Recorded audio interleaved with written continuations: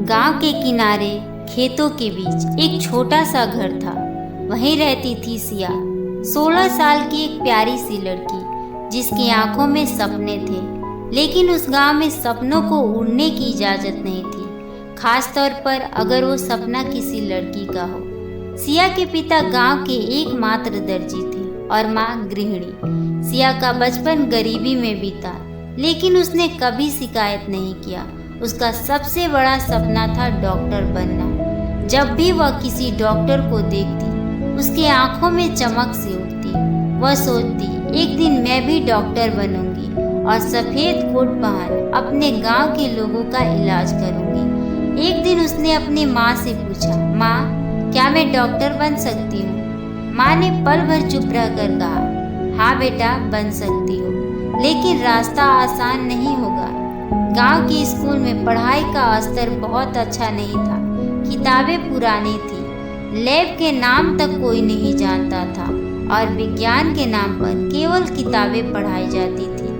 लेकिन सिया जानती थी कि डॉक्टर बनने के लिए उसे नीट जैसी कठिन परीक्षा पास करनी होगी। स्कूल के बाद वह अकेले ही पास के कस्बे की लाइब्रेरी जाती। वहाँ पुराने अखबारों, किताबों और मोबाइल में मिलने वाले फ्री मटेरियल से पढ़ाई करती। घर में एक पुराना मोबाइल था जिसमें इंटरनेट धीमा चलता था, लेकिन सिया ने उसी से यूट्यूब पर नीट की तैयारी शुरू की। रात के समय खाने के बाद जब पूरा गांव सो जाता, तब वह पढ़ाई करती। कभी कभी उसके घर में बिजली नहीं होती तो वह लालटेन जलाकर पढ़ाई करती। गांव के लोग अक्सर सिया का मजाक उड़ाते, कहते, गांव की लड़की चली डॉक्टर बने। अरे, डॉक्टर बनना इतना आसान है क्या? शहर जाकर तो देखो कितने पैसे लगते हैं। लेकिन सिया के कानों में ये ताने केवल आग भरते। हर बार जब कोई उसे नीचा दिखाता, वह और मेहनत से पढ़ाई करती। जब उसने पहली बार नीट की परीक्षा दी तो उसे लगा कि वह पास हो जाएगी, लेकिन रिजल्ट आया तो पता चला कि वह फेल हो गई है। माँ ने हौसला दिया, लेकिन पिता ने कहा, बेटी बस कर, हमारी हैसियत को समझ, जितना पढ़ाना था पढ़ा दिया, अब शादी का सोच।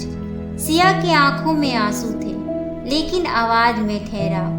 पापा, बस एक बार और, अगर फिर हार गई तो आपकी बात मान लूंगी। उस रात सिया घर के बाहर बैठकर आसमान को देखती रही और अपने मन में बुदबुदाई, इस बार मैं हार नहीं मानूंगी। अब सिया दिन में 12 से 14 घंटे पढ़ाई करने लगी।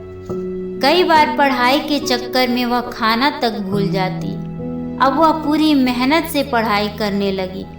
उसने अपने मन में जिद पाल रखा था कि इस बार कैसे भी उसे एग्जाम क्लियर करनी है, नहीं तो उसके पिता उसकी शादी कर देंगे।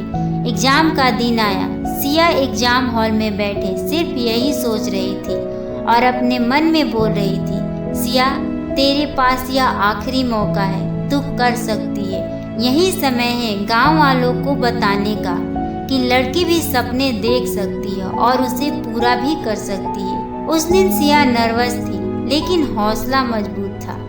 जब रिजल्ट आया, वह चुपचाप मोबाइल देख रही थी। जैसे ही उसने अपना रोल नंबर देखा, उसकी आंखों से आंसू निकलने लगा।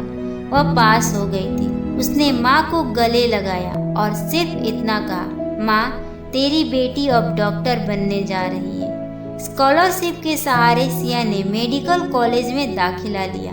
पहले दिन उसने कैंपस में कदम रखते ही मन ही मन कहा, एक दिन मैं अपने गांव में एक अस्पताल खोलूंगी।